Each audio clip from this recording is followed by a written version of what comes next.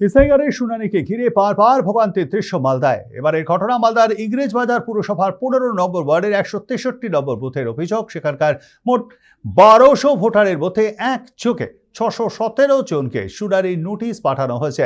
মালদা জেলা স্কুলে একাধিক এলাকার স্থানীয়রা নোটিশ পেয়ে শুনানি কেন্দ্রে হাজির হন। কারো নামের বানান ভুল, কারো বাবার নামের সঙ্গে গরমিল, এইরকম কারণ দেখিয়ে এত সংখ্যক ভোটারকে একত্রে ডাকা হয়। সবচেয়ে উদ্বেগজনক ছবি সামনে আসে যখন মাত্র 7 দিন আগে সন্তান প্রসব হওয়া এক প্রসূতিও নোটিশ পেয়ে শুনানিতে হাজির হন। অসুস্থ অবস্থায় পরিবারের সঙ্গে এসে প্রায় 2 ঘন্টা লাইনে দাঁড়িয়ে থাকতে হয় তাকে। দিনের পর দিন এই হয়রানির অভিযোগে ক্ষোভ উগরে দেন স্থানীয়রা।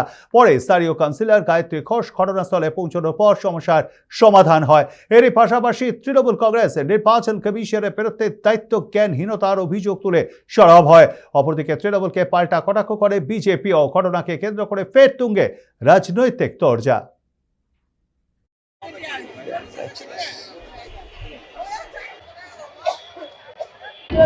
জেলা স্কুলে এসেছি হেয়ারিং এর জন্য।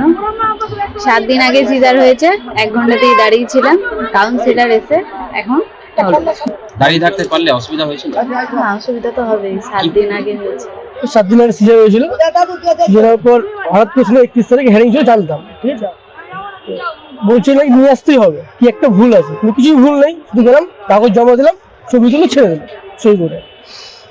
যে এত 1 ঘন্টা ধরে লাইনে দাঁড়িয়েছিলাম, এতগুলো হ্যারাসমেন্ট, তার মধ্যে 7 দিনের সিজারের রুগী, এরকম করলে হয় না। তার মানে একটা বুথেই যদি এত লোককে ডাকে, তো এটা একদম মানে কি বলবো, নির্বাচন কমিশনের একটা চক্রান্ত। কারণ প্রত্যেকের কাছে আধার কার্ড, ভোটার কার্ড, সমস্ত কিছু ডকুমেন্টস থাকা সত্ত্বেও তাদেরকে এভাবে ডাকা, মানে হয়রানি করার একটা চক্রান্ত চলছে।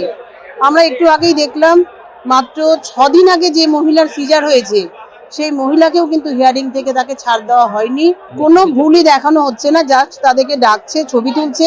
এই ভুল কোনো দেখানোর ব্যাপার নেই। যদি এভাবে ভোটারের নাম কেটে দেওয়া যায়, এটাই নির্বাচন কমিশনের একটা বিজেপির হয়ে চক্রান্ত করছে। আমাদের সরাসরি অভিযোগ, এখানকার তৃণমূলের যারা কাউন্সিলর আছেন বা তৃণমূলের নেতারা আছেন, তারা এখানকার সেখানকার যে যারা বিএলও ছিলেন, বুথ লেভেলে যারা এই কাজকর্ম যারা করছিলেন, তাদেরকে ভয় দেখিয়ে ইচ্ছাকৃতভাবে এই যে নামগুলো তাদের ভুল করিয়েছে। এবং এর জন্য সরাসরি কেউভাবে যদি দায়ী থাকে, সেখানকার তৃণমূলের নেতৃত্ব এবং তৃণমূলের যারা যারা কাউন্সিলর আছেন, তারা এসআইআর এর নামে কিভাবে মানুষকে, বাংলাকে অশান্ত করা যায়, সেই কাজটাই তারা করে চলেছেন।